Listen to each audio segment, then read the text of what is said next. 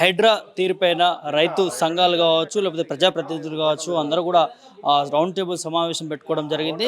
మరి అడిగి తెలుసుకుందాం అసలు ఏంటి హైడ్రా మీద ఎందుకు రౌండ్ టేబుల్ సమావేశం పెట్టుకోవాల్సి వచ్చింది? మరి ఇక్కడ పేదల ఇళ్ళ లక్ష్యంగా మరి కాంగ్రెస్ ప్రభుత్వం కూల్చివేస్తామని చెప్పి కూడా చెప్తున్న సందర్భం కొంతమంది రైతు సంఘ నేతలతో మాట్లాడి తెలుసుకుందాం. సార్ ఎట్లా చూస్తారు ఇవాళ మెయిన్ ఏదైతే ప్రోగ్రామింగ్ ఉందో ఇవాళ పేదల ఇళ్లను కూల్చడానికి అవసరం ఏమొచ్చింది కాంగ్రెస్ ప్రభుత్వానికి? బుల్డోజర్ కావచ్చు, ఇవన్నీ కూడా దూసుకు వెళ్తున్న అంశం చూస్తా ఉన్నా, ఏం చెప్తారు? ప్రధానంగా హైడ్రా పేరు మీద పర్యావరణ రక్షణ, ఎఫ్టీఎల్ రక్షణ, చెరువుల రక్షణ ఇవన్నీ కూడా మాటలు చెప్పారు కాబట్టి అంతవరకు పరిమితం అయితే ఇబ్బంది లేదు.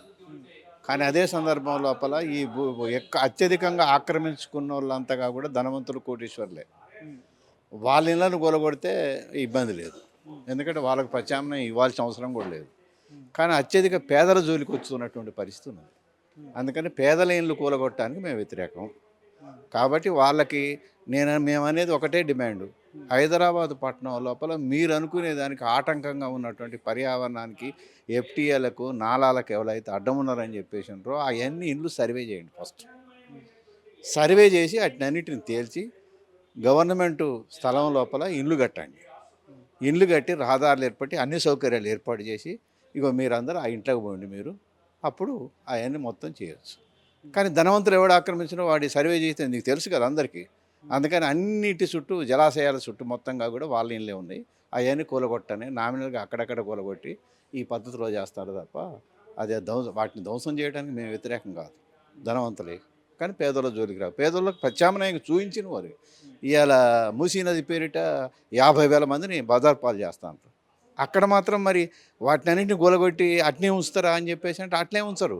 మళ్ళీ వాటిని షాపింగ్ మాల్స్ మొత్తం అవన్నీ కట్టేసి పెద్ద పెద్ద హోటల్స్ కట్టేసి మొత్తంగా కూడా వ్యాపారాలు చేసుకోవడానికి ఉపయోగించేటువంటి పరిస్థితి. ప్రభుత్వ ఆస్తులను కాపాడినట్టు ఎట్లా అవుతుంది సార్ ఇక్కడ? మరి ప్రభుత్వ ఆస్తులను ఎవరు కాపాడుతాడు? ఎక్కడ కాపాడు? రేవంత్ రెడ్డి అన్నాడు కదా, ఏడ కాపాడుతాడు?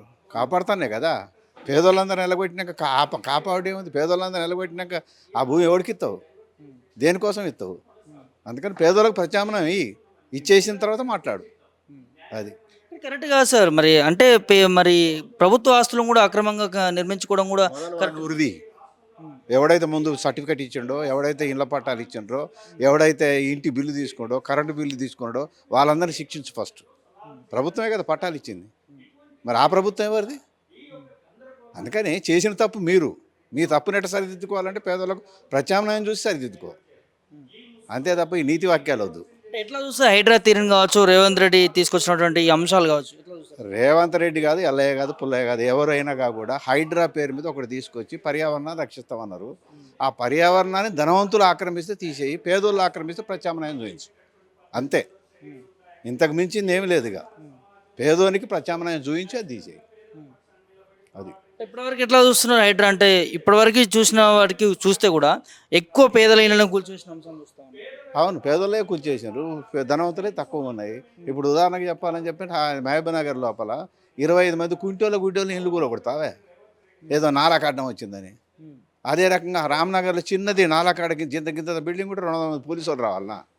వానికి ఏమైనా ప్రత్యామ్నాయం ఒక డబుల్ బెడ్రూమ్ ఇచ్చేసి వాడిని వెళ్ళిపోమనొచ్చు కదా. దానికి ఇంత సీన్ ఎందుకు? అందుకనే ఇవన్నీ కూడా హైడ్రామాలు అవసరం లేదు.